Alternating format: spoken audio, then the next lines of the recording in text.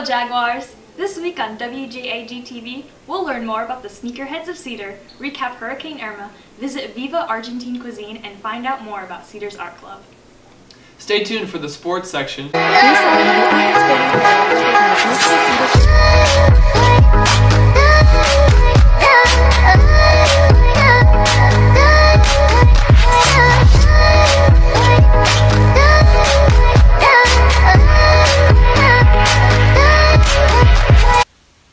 Cedar Shoals High School football suffered a loss to Flowery Branch the past Friday. However, it was a close game and the coaching staff has seen much improvement since the Central game. We sat down with Coach Riles to see how his team has improved and how he plans to keep improving. We're going to just make the adjustment we need to make from week to week to get us a little better. The biggest thing we got to get some kids back healthy and on the field, and make sure people in the right places and positions on the field. We're going to play another good football team, and we really need to just focus on getting a little better. We're going to throwing the ball a little better, running the ball a little better, making better tackles on defense, playing better on special teams. So it's about a process of getting better each week, and hopefully we can get the results we want. Well, the week before we didn't play particularly well at all in any phase, but we actually threw the ball a little better this past week. Played some decent special teams at times, punted the ball well. So we got a little better, but it wasn't quite good enough to win the game Friday night. But we've gotten a little better in all three phases.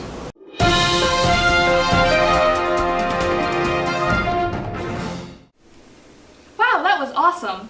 Viva is an Argentinian restaurant downtown. Elena Gorshman and Jake Gunterman took a visit to find out what Viva is all about. Viva Argentine Cuisine is a local restaurant with cultural flair located in the Bottle Works of downtown Athens. We got with the owner, Gabriella Lindsay, to get the scoop. So my mom always wanted to have a little restaurant, and she wasn't able to fulfill that in her lifetime. She was originally from Argentina, and she cooked throughout her whole life. When she passed away in #05, we were able to sell our house and have the little bit of seed money that we needed to start Viva. So that's where it came about. A lot of the recipes are hers and my grandmother's. The food at Viva Argentine Cuisine was exceptional, and the cupcakes were scrumdiddlyumptious. So it's a lot of the stuff that I grew up with that my mom used to make me. There's a dish called pastel de papa on the menu that's like an Argentine shepherd's pie, and Mom used to do that once a week for us growing up. The empanadas, I used to roll them when I couldn't even reach the counter. My mommy taught me how to do that. So most of the recipes are definitely family. It's been really welcoming here. Viva has been one of the friendliest places that I've been to so far. It's really a family atmosphere, I think. Everybody gets along and knows each other, and the regular customers are always really great. The food is awesome too. I had never had Argentine food before I started living here, and I don't think I'll ever stop now that I've started. Really, it's been a great place for me to work at, and it's, as far as I know, great for the customers in the community. We love the Athens community, and when you know that you're providing something for your community, it's really cool. And come see us. Bon appetit. Scrumptious. A few weeks ago, Hurricane Irma hit Athens. Solomon Jones and Elena Gorshnan interviewed the people of Cedar about the hurricane's impacts. I lost power for 2 days. We had a lot of bottled water, so we didn't really need to get more. But we lost a lot of food because the power went out and the refrigerator was not working. I didn't have power for about 2 days. We didn't have internet as well, and not water either. And I think me and my sister grew together. It was just basically, we had to entertain ourselves and stuff. So actually we lost electricity really early Monday morning. By the time we got out of bed at 8 o'clock in the morning, we already had lost electricity. And we lost it for about 4 hours, and then it popped back on for an hour, and then we lost it for 6 days. It was a real eye-opener of how dependent our family is on the electrical grid. It wasn't fun at all. I didn't have Wi-Fi, no power. Everything in my fridge went bad, so there's nothing to eat either. It just wasn't a fun experience. My mother-in-law is from New Orleans. She lost her house and her school in Katrina, and we went down to New Orleans after that and helped just clean the city up a little bit, and it was absolutely devastating. So I've seen it, I've sort of seen how it can affect somebody directly, but I can't imagine living through it myself. I really feel for them, especially when they're in much worse conditions than lacking Wi-Fi, when their houses are destroyed by the hurricane, and then they're not really getting help from their government either, or certain people in our government are ignoring the problem and not helping them out, so I really feel for them. There was an image going around of the Red Cross giving people crackers and tuna, and that's not fair because we give them donations almost every day to help them, and they come with this stuff, and we ask where's the money. Art Club is a place for students who love to be creative. The club was started by art teacher Mr. Millsap in 2000. After he left, it was run by Mrs. Johnson, and now this year it's run by Miss Kitchens. The students of Art Club do many projects, some of which are for school improvement. This rain barrel is kind of a collaborative thing with the Outdoors Club. It's going to be put in the community garden that they are working on right now. We're really excited to make this rain barrel. We think it's going to be a really fun project. So we're going to paint this rain barrel starting pretty soon. They also do projects to honor cultural heritage. In February, for Black History Month, they worked together to paint a piece for the Linden House Black History Month exhibition, themed around Martin Luther King Jr.'s quote, "Let us build bridges, not walls." Now they're creating something for Hispanic Heritage Month.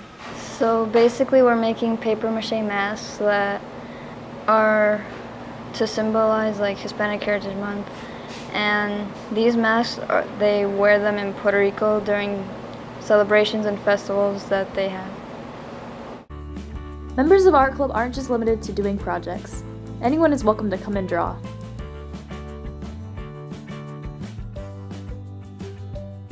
The students of Art Club endorse it. I would definitely recommend Art Club to other students. Anyone who's interested in art, it's a great way for people who are interested to meet other people who are interested and share ideas. Art Club meets every Tuesday in Miss Johnson's room. Everyone is welcome, and they hope to see you there. As sneakerheads are getting more attention, shoe culture has changed in and outside Cedar.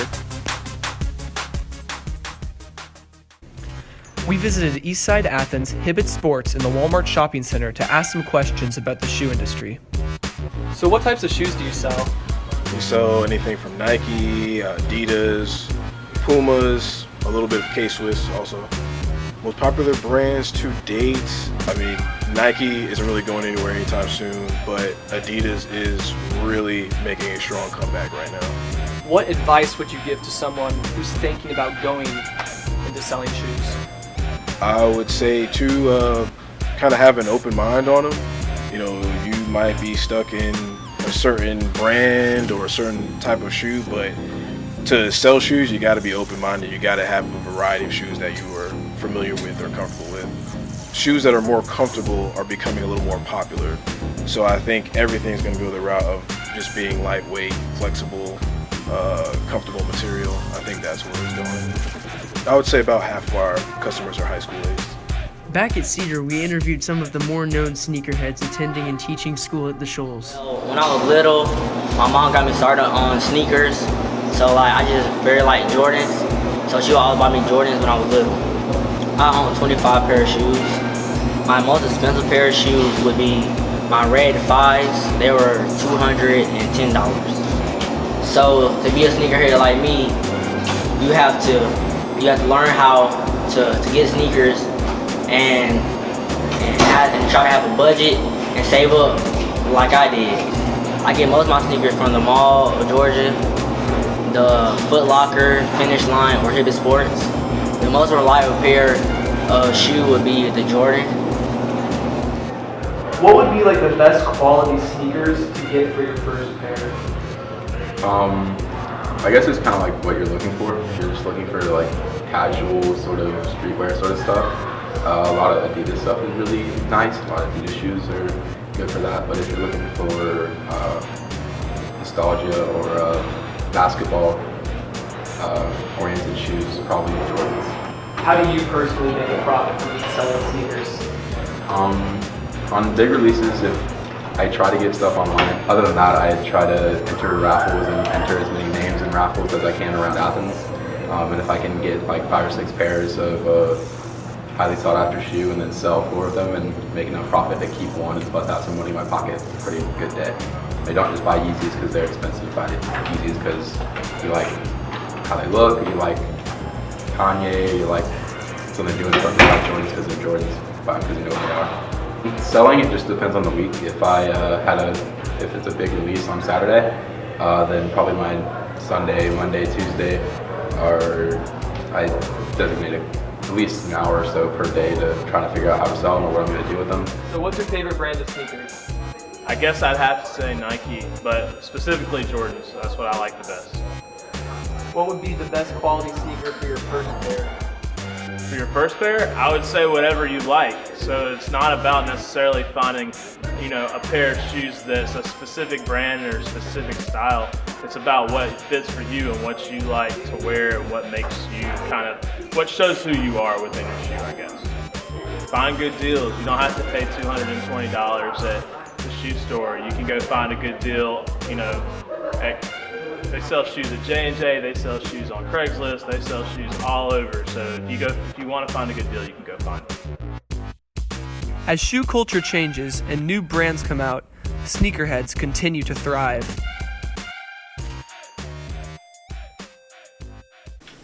Thanks, guys. One last thing before we go. Relay for Life and Beta Club are offering shirts for sale for Pink Out Day on October 20th. You can order a shirt at the JAG Exchange until Friday. $10 for a short sleeve shirt and $15 for a long sleeve shirt. That seems to be all for today, Jags. Again, I'm Colin Frick. And I'm Olivia Duver. And this has been WJAG-TV with your weekly school news.